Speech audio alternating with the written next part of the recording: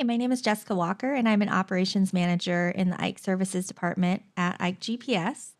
Today, I'm going to cover a topic that comes up every once in a while, especially on new fiber projects, and that's clearance from fire hydrants.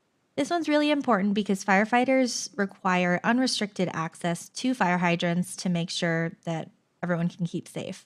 The NESC defines this clearance, and it's relatively simple. You basically just need 4 feet in any direction from the hydrant to any equipment.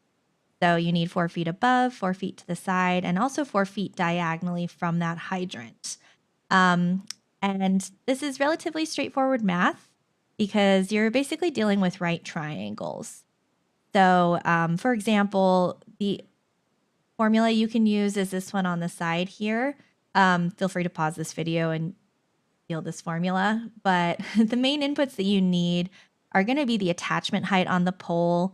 Usually you should already know that based on the equipment you're trying to guy. You'll also need the height of the fire hydrant and how far away from the pole the fire hydrant is. Don't forget to take into account if there's driveways, sidewalks, other things that are going to get in your way. If the field didn't collect this information, sometimes if you use a tool like IKE or something like that, you can get some estimates on the distances. Just be sure to add some buffers in just to make sure that you can meet clearance. Also keep in mind that once you do the pole loading on these, you may end up needing a longer lead length anyways in order for that guy wire to pass, that sort of thing. So one thing I can look at is get an estimate of the height of the hydrant. I can also get an estimate of the distance from the pole for the hydrant. Typically, I'll go to the edge of it just to kind of add in, since that's going to be the furthest point, then I'll need that 4 feet from.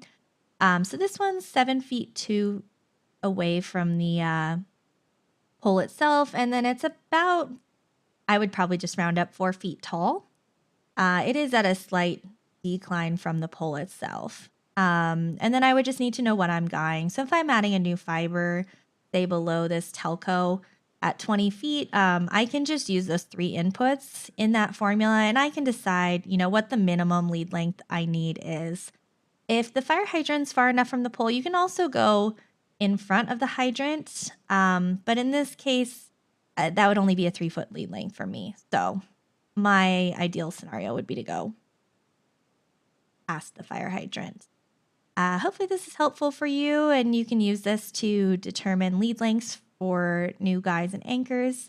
And thanks for watching.